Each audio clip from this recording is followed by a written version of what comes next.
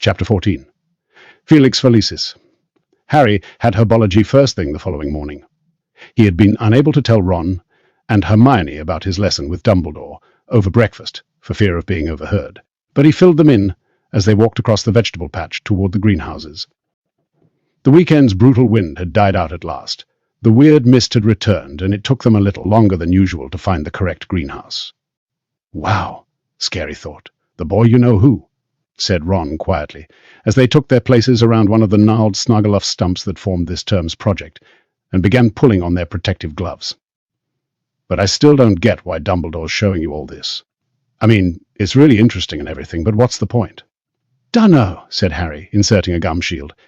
"But he says it's all important and it'll help me survive." "I think it's fascinating," said Hermione earnestly. "It makes absolute sense to know as much about Voldemort as possible. How else will you find out his weaknesses?" "So how was Slughorn's latest party?" Harry asked her thickly through the gum shield. "Oh, it was quite fun, really," said Hermione, now putting on protective goggles. "I mean, he drones on about famous ex-pupils a bit, and he absolutely fawns on McLaggen because he's so well connected, but he gave us some really nice food, and he introduced us to Gwenog Jones." "Gwenog Jones?" said Ron, his eyes widening under his own goggles. "The Gwenog Jones, captain of the Holyhead Harpies." "That's right," said Hermione. "Personally, I thought she was a bit full of herself, but—" "Quite enough chat over here," said Professor Sprout briskly, bustling over and looking stern. "You're lagging behind, everybody else has started, and Neville's already got his first pod." They looked around, sure enough. There sat Neville with a bloody lip and several nasty scratches along the side of his face, but clutching an unpleasantly pulsating green object about the size of a grapefruit. "Okay, Professor, we're starting now," said Ron, adding quietly, when she had turned away again. "Should have used Muffliato. Harry—" "No, we shouldn't," said Hermione at once, looking, as she always did, intensely cross at the thought of the half-blood prince and his spells. "Well, come on. We'd better get going." She gave the other two an apprehensive look. They all took deep breaths, and then dived at the gnarled stump between them. It sprang to life at once. Long, prickly, bramble-like vines flew out of the top and whipped through the air. One tangled itself in Hermione's hair, and Ron beat it back with a pair of secateurs. Harry succeeded in trapping a couple of vines and knotting them together. A hole opened in the middle of all the tentacle-like branches. Hermione plunged her arm bravely into this hole, which closed like a trap around her elbow. Harry and Ron tugged and wrenched at the vines, forcing the hole to open again, and Hermione snatched her arm free, clutching in her fingers a pod just like Neville's. At once, the prickly vines shot back inside, and the gnarled stump sat there looking like an innocently dead lump of wood. "You know, I don't think I'll be having any of these in my garden when I've got my own place," said Ron, pushing his goggles up onto his forehead and wiping sweat from his face. "Pass me a bowl," said Hermione, holding the pulsating pod at arm's length. Harry handed one over, and she dropped the pod into it with a look of disgust on her face. "Don't be squeamish. Squeeze it out. They're best when they're fresh," called Professor Sprout. "Anyway," said Hermione, continuing their interrupted conversation, as though a lump of wood had not just attacked them. "Slughorn's going to have a Christmas party, Harry, and there's no way you'll be able to wriggle out of this one, because he actually asked me to check your free evenings, so he could be sure to have it on a night you can come." Harry groaned. Meanwhile, Ron, who was attempting to burst the pod in the bowl by putting both hands on it, standing up and squashing it as hard as he could, said angrily, "And this is another party just for Slughorn's favourites, is it?" "Just for the Slug Club, yes," said Hermione. The pod flew out from under Ron's fingers and hit the greenhouse glass, rebounding onto the back of Professor Sprout's head and knocking off her old patched hat. Harry went to retrieve the pod. When he got back, Hermione was saying, "Look, I didn't make up the name Slug Club." "Slug Club," repeated Ron, with a sneer worthy of Malfoy. "It's pathetic." "Well, I hope you enjoy your party. Why don't you try hooking up with McLaggen? Then Slughorn can make you king and queen slug."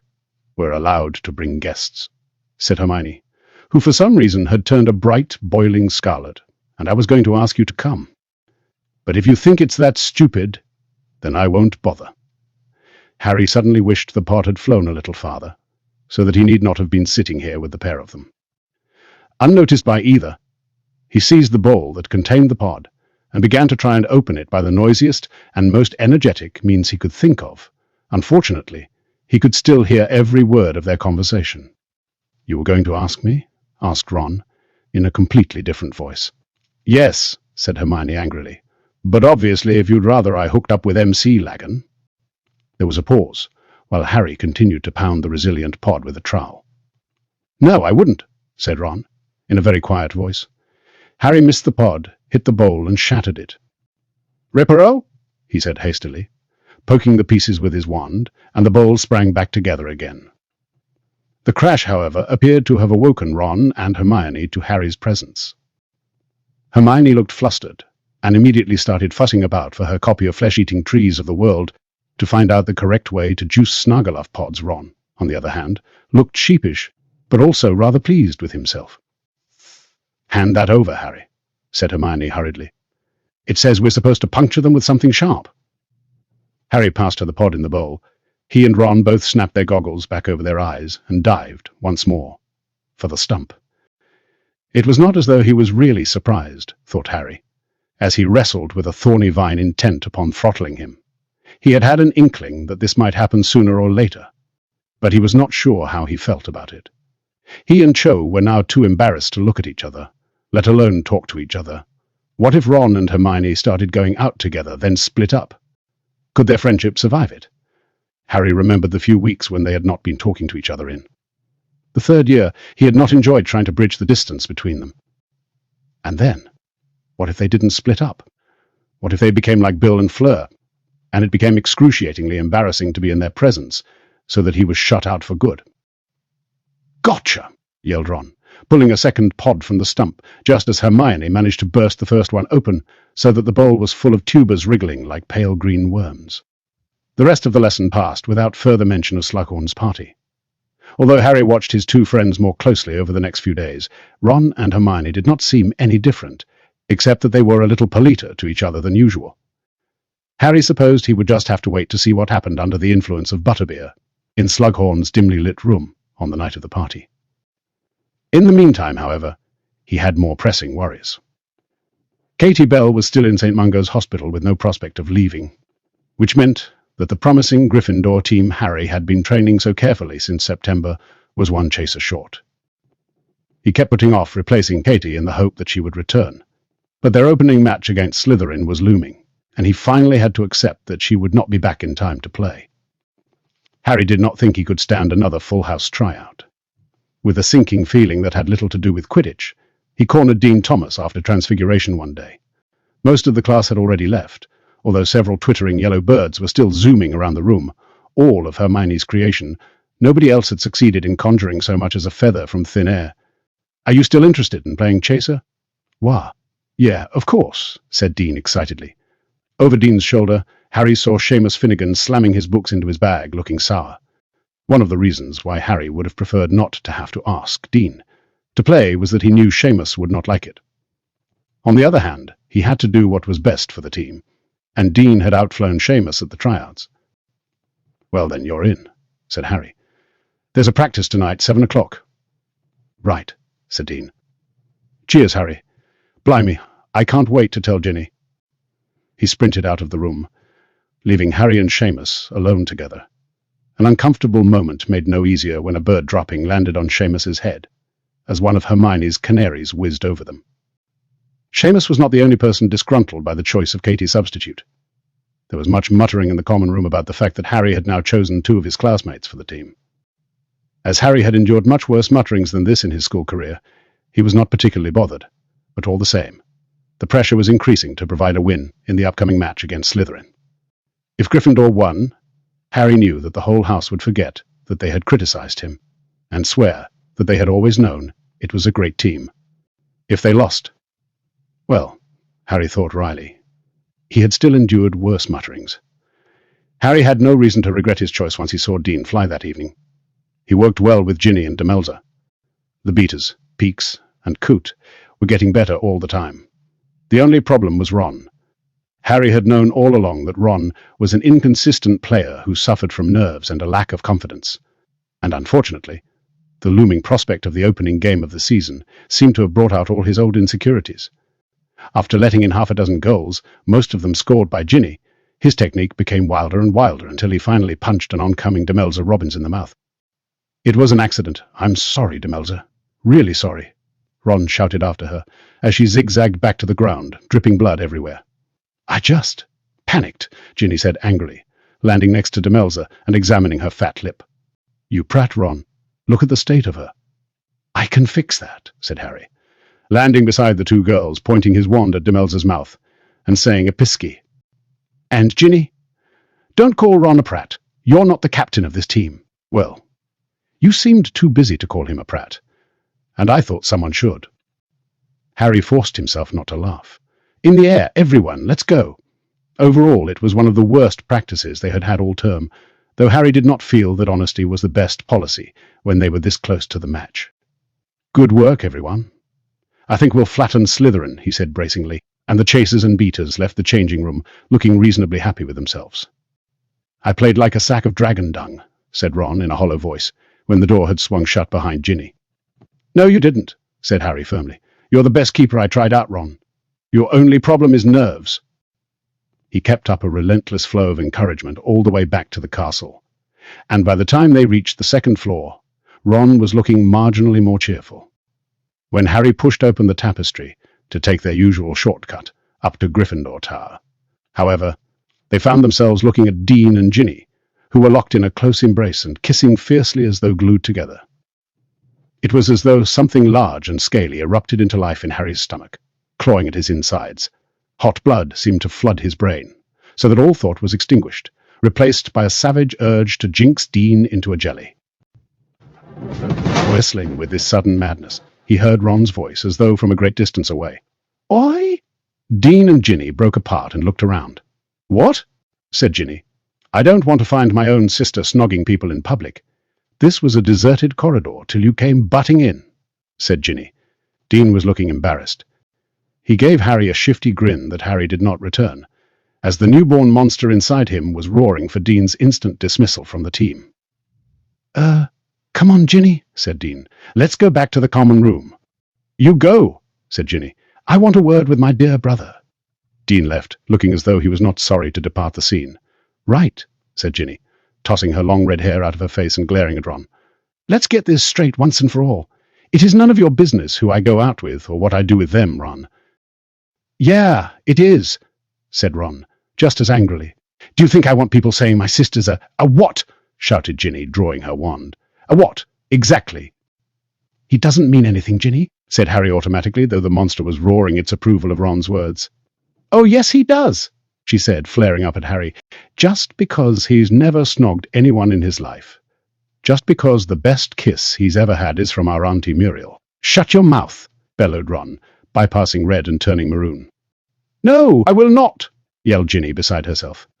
"I've seen you with Flem, hoping she'll kiss you on the cheek every time you see her. It's pathetic. If you went out and got a bit of snogging done yourself, you wouldn't mind so much that everyone else does it." Ron had pulled out his wand too. Harry stepped swiftly between them. "You don't know what you're talking about," Ron roared, trying to get a clear shot at Ginny around Harry, who was now standing in front of her with his arms outstretched. "Just because I don't do it in public." Ginny screamed with derisive laughter, trying to push Harry out of the way. "Been kissing Pigwidgeon, have you? Or have you got a picture of Auntie Muriel stashed under your pillow?" "You?" A streak of orange light flew under Harry's left arm and missed Ginny by inches. Harry pushed Ron up against the wall. "Don't be stupid. Harry's snogged Cho Chang," shouted Ginny, who sounded close to tears now. "And Hermione snogged Victor Crumb. It's only you who acts like it's something disgusting, Ron. And that's because you've got about as much experience as a 12-year-old. And with that, she stormed away. Harry quickly let go of Ron. The look on his face was murderous. They both stood there, breathing heavily, until Mrs. Norris, Filch's cat, appeared around the corner, which broke the tension. "Come on," said Harry, as the sound of Filch's shuffling feet reached their ears. They hurried up the stairs and along a seventh-floor corridor. "Oi, out of the way!"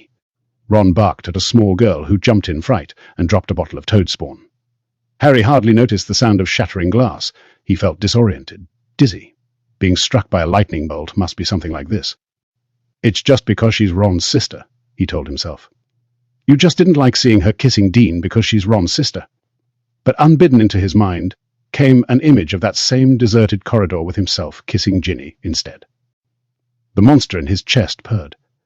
But then he saw Ron ripping open the tapestry curtain and drawing his wand on Harry, shouting things like betrayal of trust. Supposed to be my friend. Do you think Hermione did snog Crumb? Ron asked abruptly as they approached the fat lady. Harry gave a guilty start and wrenched his imagination away from a corridor in which no Ron intruded, in which he and Ginny were quite alone. What? He said confusedly. Oh, The honest answer was yes, but he did not want to give it. However, Ron seemed to gather the worst from the look on Harry's face.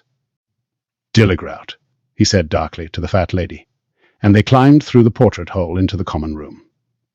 Neither of them mentioned Ginny or Hermione again. Indeed, they barely spoke to each other that evening, and got into bed in silence, each absorbed in his own thoughts. Harry lay awake for a long time, looking up at the canopy of his four-poster, and trying to convince himself that his feelings for Ginny were entirely elder brotherly. They had lived, had they not, like brother and sister all summer, playing Quidditch, teasing Ron, and having a laugh about Bill and Flem. He had known Ginny for years now. It was natural that he should feel protective. Natural that he should want to look out for her, want to rip Dean limb from limb for kissing her. No, he would have to control that particular brotherly feeling. Ron gave a great grunting snore. She's Ron's sister, Harry told himself firmly. Ron's sister. She's out of bounds. He would not risk his friendship with Ron for anything. He punched his pillow into a more comfortable shape and waited for sleep to come, trying his utmost not to allow his thoughts to stray anywhere near Ginny. Harry awoke next morning feeling slightly dazed and confused by a series of dreams in which Ron had chased him with a beater's bat, but by midday he would have happily exchanged the dream Ron for the real one, who was not only cold-shouldering Ginny and Dean, but also treating a hurt and bewildered Hermione with an icy, sneering indifference. What was more, Ron seemed to have become, overnight, as touchy and ready to lash out as the average blast-ended Scroot. Harry spent the day attempting to keep the peace between Ron and Hermione, with no success. Finally, Hermione departed for bed in high dudgeon, and Ron stalked off to the boys' dormitory after swearing angrily at several frightened first-years for looking at him. To Harry's dismay, Ron's new aggression did not wear off over the next few days. Worse still, it coincided with an even deeper dip in his keeping skills, which made him still more aggressive, so that during the final Quidditch practice before Saturday's match, he failed to save every single goal the chasers aimed at him, but bellowed at everybody so much that he reduced Demelza Robbins to tears. "You shut up and leave her alone," shouted Peakes, who was about two-thirds Ron's height, though admittedly carrying a heavy bat. "Enough!" bellowed Harry, who had seen Ginny glowering in Ron's direction, and remembering her reputation as an accomplished caster of the bat bogey hex, soared over to intervene before things got out of hand. "Peakes, go and pack up the bludgers. Demelza, pull yourself together. You played really well today." Ron. He waited until the rest of the team were out of earshot before saying it. "You're my best mate, but carry on treating the rest of them like this, and I'm going to kick you off the team." He really thought for a moment that Ron might hit him, but then something much worse happened. Ron seemed to sag on his broom. All the fight went out of him, and he said, "I resign. I'm pathetic." "You're not pathetic, and you're not resigning," said Harry fiercely, seizing Ron by the front of his robes. "You can save anything when you're on form. It's a mental problem you've got. You calling me mental." "Yeah, maybe I am." They glared at each other for a moment. Then Ron shook his head wearily. "I know you haven't got any time to find another keeper, so I'll play tomorrow, but if we lose, and we will, I'm taking myself off the team." Nothing, Harry said, made any difference. He tried boosting Ron's confidence all through dinner, but Ron was too busy being grumpy and surly with Hermione to notice. Harry persisted in the common room that evening, but his assertion that the whole team would be devastated if Ron left was somewhat undermined by the fact that the rest of the team was sitting in a huddle in a distant corner, clearly muttering about Ron and casting him nasty looks. Finally, Harry tried getting angry again in the hope of provoking Ron into a defiant and hopefully goal-saving attitude, but this strategy did not appear to work any better than encouragement. Ron went to bed as dejected and hopeless as ever. Harry lay awake for a very long time in the darkness. He did not want to lose the upcoming match. Not only was it his first as captain, but he was determined to beat Draco Malfoy at Quidditch, even if he could not yet prove his suspicions about him.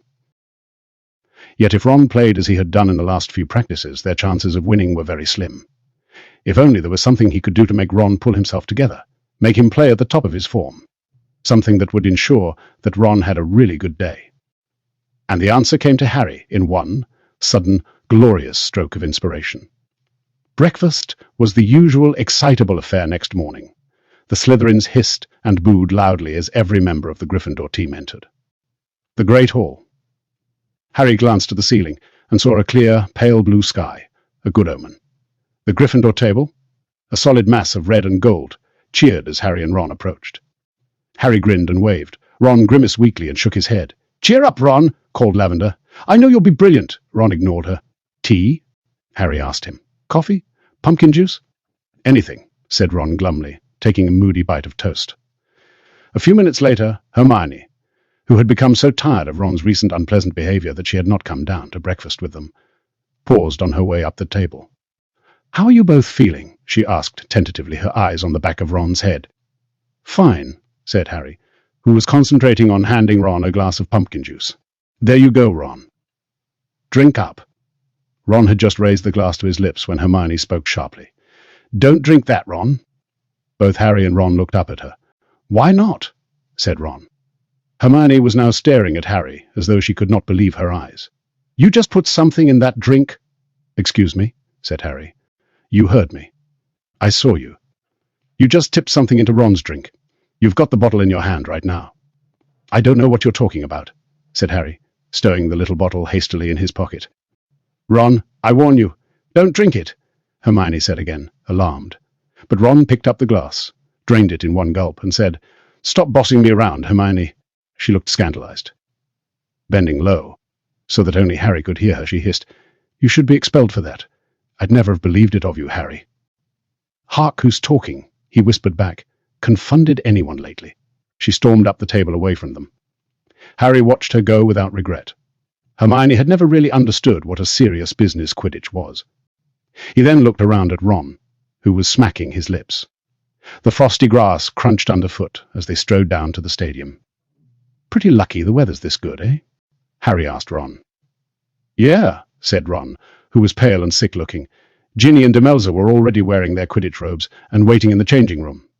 "Conditions look ideal," said Ginny, ignoring Ron. "And guess what? That Slytherin Chaser Vasey, he took a bludger in the head yesterday during their practice, and he's too sore to play. And even better than that, Malfoy's gone off sick too." "What?"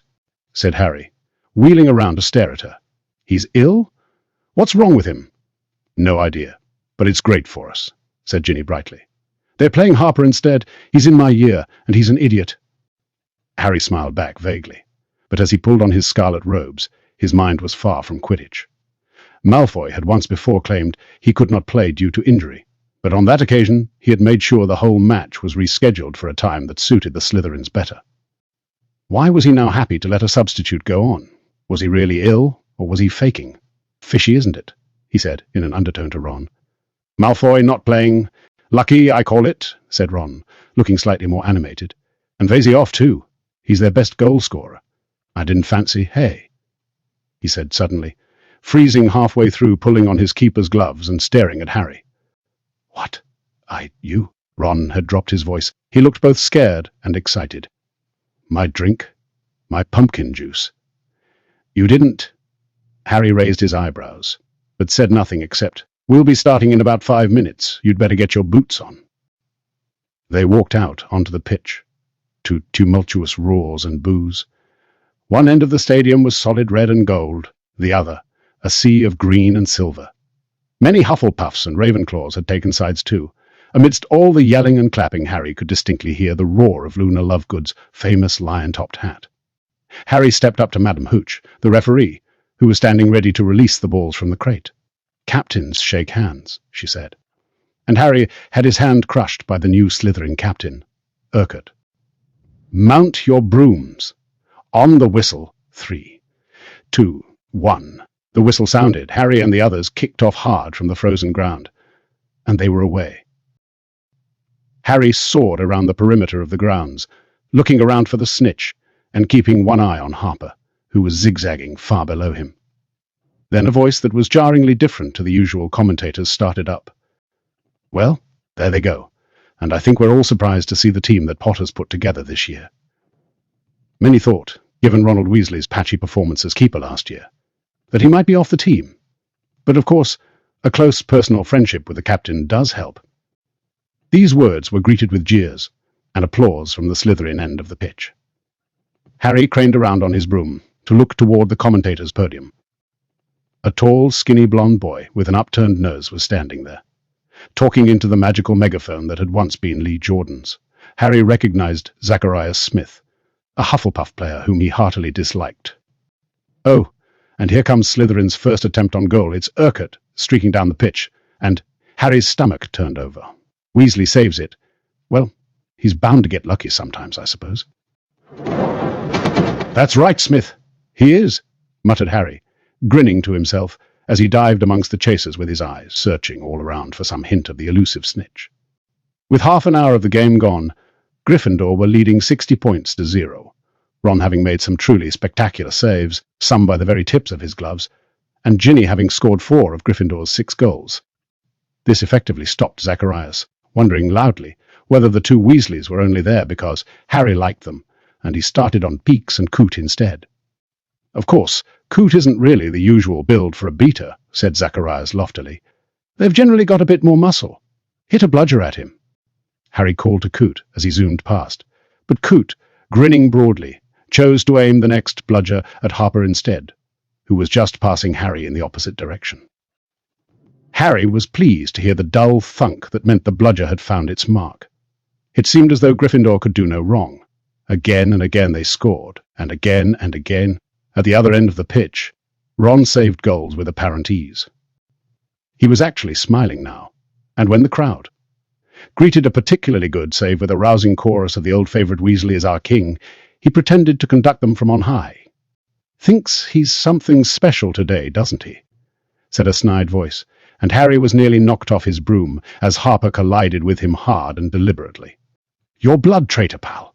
Madam Hooch's back was turned, and though Gryffindors below shouted in anger, by the time she looked around, Harper had already sped off. His shoulder aching, Harry raced after him, determined to ram him back. "And I think Harper of Slytherin's seen the snitch," said Zacharias Smith through his megaphone. "Yes, he's certainly seen something Potter hasn't."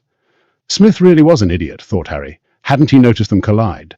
But next moment, his stomach seemed to drop out of the sky. Smith was right, and Harry was wrong. Harper had not sped upward at random.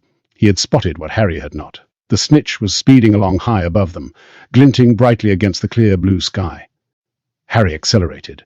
The wind was whistling in his ears, so that it drowned all sound of Smith's commentary or the crowd. But Harper was still ahead of him, and Gryffindor was only 100 points up. If Harper got there first, Gryffindor had lost. And now Harper was feet from it, his hand outstretched. "Oi, Harper!" yelled Harry in desperation. "How much did Malfoy pay you to come on instead of him?" He did not know what made him say it, but Harper did a double take. He fumbled the snitch, let it slip through his fingers, and shot right past it. Harry made a great swipe for the tiny, fluttering ball and caught it. "Yes!" Harry yelled. Wheeling around, he hurtled back toward the ground, the snitch held high in his hand. As the crowd realized what had happened, a great shout went up that almost drowned the sound of the whistle that signaled the end of the game. "Ginny, where are you going?" yelled Harry, who had found himself trapped in the midst of a mass mid-air hug with the rest of the team. But Ginny sped right on past them until, with an almighty crash, she collided with the commentator's podium. As the crowd shrieked and laughed, the Gryffindor team landed beside the wreckage of wood under which Zacharias was feebly stirring. Harry heard Ginny saying blithely to an irate Professor M.C. Gonagall, "Forgot to break." "Professor, sorry." Laughing, Harry broke free of the rest of the team and hugged Ginny, but let go very quickly. Avoiding her gaze, he clapped a cheering Ron on the back instead, all enmity forgotten. The Gryffindor team left the pitch arm in arm, punching the air and waving to their supporters. The atmosphere in the changing room was jubilant. "Party up in the common room," Seamus said, yelled Dean exuberantly. "Come on, Ginny, Demelza." Ron and Harry were the last two in the changing room. They were just about to leave when Hermione entered. She was twisting her Gryffindor scarf in her hands and looked upset but determined. "I want a word with you, Harry." She took a deep breath. "You shouldn't have done it. You heard Slughorn. It's illegal." "What are you going to do, turn us in?" demanded Ron. "What are you two talking about?" asked Harry, turning away to hang up his robes so that neither of them would see him grinning. "You know perfectly well what we're talking about," said Hermione shrilly. "You spiked Ron's juice with lucky potion at breakfast. Felix Felicis." "No, I didn't," said Harry, turning back to face them both. "Yes, you did, Harry, and that's why everything went right. There were Slytherin players missing, and Ron saved everything." "I didn't put it in," said Harry, grinning broadly. He slipped his hand inside his jacket pocket and drew out the tiny bottle that Hermione had seen in his hand that morning. It was full of golden potion, and the cork was still tightly sealed with wax. "I wanted Ron to think I'd done it, so I faked it when I knew you were looking." He looked at Ron. "You saved everything because you felt lucky. You did it all yourself." He pocketed the potion again. "There really wasn't anything in my pumpkin juice," Ron said, astounded. "But the weather's good, and Vasey couldn't play. I honestly haven't been given lucky potion." Harry shook his head. Ron gaped at him for a moment, then rounded on Hermione, imitating her voice. "You added Felix Felicis to Ron's juice this morning. That's why he saved everything." "See, I can save goals without help, Hermione." "I never said you couldn't. Ron, you thought you'd been given it too." But Ron had already strode past her out of the door, with his broomstick over his shoulder. Said Harry into the sudden silence. He had not expected his plan to backfire like this. Shall we go up to the party, then?" "You go," said Hermione, blinking back tears. "I'm sick of Ron at the moment. I don't know what I'm supposed to have done." And she stormed out of the changing room, too. Harry walked slowly back up the grounds toward the castle through the crowd, many of whom shouted congratulations at him, but he felt a great sense of letdown. He had been sure that if Ron won the match, he and Hermione would be friends again immediately. He did not see how he could possibly explain to Hermione that what she had done to offend Ron was kiss Victor Crumb, not when the offense had occurred so long ago. Harry could not see Hermione at the Gryffindor celebration party, which was in full swing when he arrived. Renewed cheers and clapping greeted his appearance, and he was soon surrounded by a mob of people congratulating him. What with trying to shake off the Creevy brothers, who wanted a blow-by-blow match analysis, and the large group of girls that encircled him, laughing at his least amusing comments and batting their eyelids, it was some time before he could try to find Ron. At last he extricated himself from Romilda Vaughn, who was hinting heavily that she would like to go to Slughorn's Christmas party with him. As he was ducking toward the drinks table, he walked straight into Ginny, Arnold the pygmy puff riding on her shoulder, and Crookshanks mewing hopefully at her heels. "Looking for Ron?" she asked, smirking. "He's over there, the filthy hypocrite." Harry looked into the corner she was indicating. There, in full view of the whole room, stood Ron wrapped so closely around Lavender Brown, it was hard to tell whose hands were whose. "It looks like he's eating her face, doesn't it?" said Ginny dispassionately. "But I suppose he's got to refine his technique somehow." "Good game, Harry." She patted him on the arm. Harry felt a swooping sensation in his stomach, but then she walked off to help herself to more butterbeer. Crookshanks trotted after her, his yellow eyes fixed upon Arnold. Harry turned away from Ron, who did not look like he would be surfacing soon, just as the portrait hole was closing. With a sinking feeling, he thought he saw a mane of bushy brown hair whipping out of sight. He darted forward, sidestepped Romilda Vane again, and pushed open the portrait of the fat lady. The corridor outside seemed to be deserted. Hermione? He found her in the first unlocked classroom he tried. She was sitting on the teacher's desk, alone except for a small ring of twittering yellow birds circling her head, which she had clearly just conjured out of midair. Harry could not help admiring her spellwork at a time like this. "Oh, hello, Harry," she said in a brittle voice. "I was just practicing." "Yeah, they're, really good," said Harry. He had no idea what to say to her. He was just wondering whether there was any chance that she had not noticed Ron, that she had merely left the room because the party was a little too rowdy when she said, in an unnaturally high-pitched voice, "Ron seems to be enjoying the celebrations." Does he?" said Harry. "Don't pretend you didn't see him," said Hermione. "He wasn't exactly hiding, it was." The door behind them burst open. To Harry's horror, Ron came in, laughing, pulling Lavender by the hand. "Oh," he said, drawing up short at the sight of Harry and Hermione. "Oops," said Lavender, and she backed out of the room, giggling. The door swung shut behind her. There was a horrible, swelling, billowing silence. Hermione was staring at Ron, who refused to look at her, but said with an odd mixture of bravado and awkwardness, "Hi, Harry." "Wondered where you'd got to." Hermione slid off the desk. The little flock of golden birds continued to twitter in circles around her head so that she looked like a strange, feathery model of the solar system. "You shouldn't leave Lavender waiting outside," she said quietly. "She'll wonder where you've gone." She walked very slowly and erectly toward the door. Harry glanced at Ron, who was looking relieved that nothing worse had happened. "Oh, Pugno!" came a shriek from the doorway. Harry spun around to see Hermione pointing her wand at Ron, her expression wild. The little flock of birds was speeding like a hail of fat golden bullets toward Ron, who yelped and covered his face with his hands. But the birds attacked, pecking and clawing at every bit of flesh they could reach. "Jeremoth!" he yelled. But with one last look of vindictive fury, Hermione wrenched open the door and disappeared through it. Harry thought he heard a sob before it slammed.